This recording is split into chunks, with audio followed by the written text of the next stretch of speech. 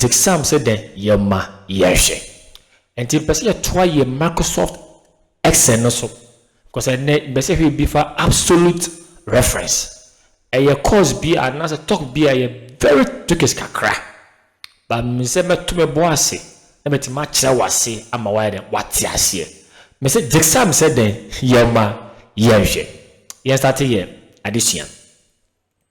Now, you can see auto our previous lesson. And then no nya be sure ya wadaro mambo modern could be no the share but if I hear addition and na so auto sum no na boa ma de be ne timi e akoyi e de ama ye nyina. Enti yen sembe no ya started. Click ya say na fi click auto sum no so. Ye be di kan asame ye this figures yen fa ne say wo amount for moye ejuma emaw. Now at the end of every quarter be up so your final assessment if you want na when a juma edimu anase ekon kan kakra ene juma ye be yisia enti mo say January February March first quarter na total no wo enti ofa auto sum na e be summarize na more simple we abo enter boko enti yenye no say wi no na fe use ye auto fill command this time yen double click just double click obon say ebe filling na edie amount sample enti bon say you use then auto sum no and after you use auto fill but in this time no we just double click and fill here na edemaye now I click it our grand total na see near come back to your auto sum no bi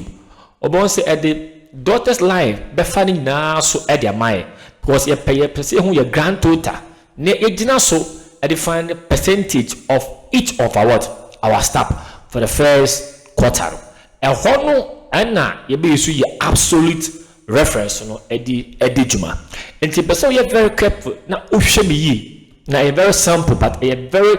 tricky kakra. Enti ya hwe ade. Mia equal sign no na fe click wo total no na ye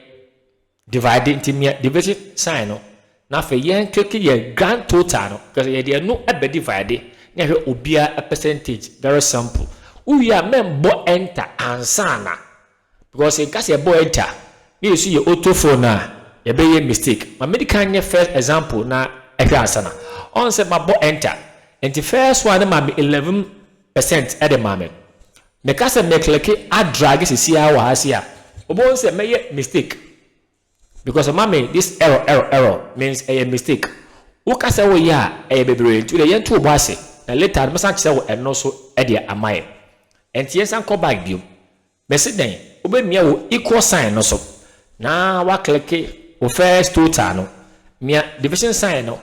na ye mia ye grand total no so enti enya e3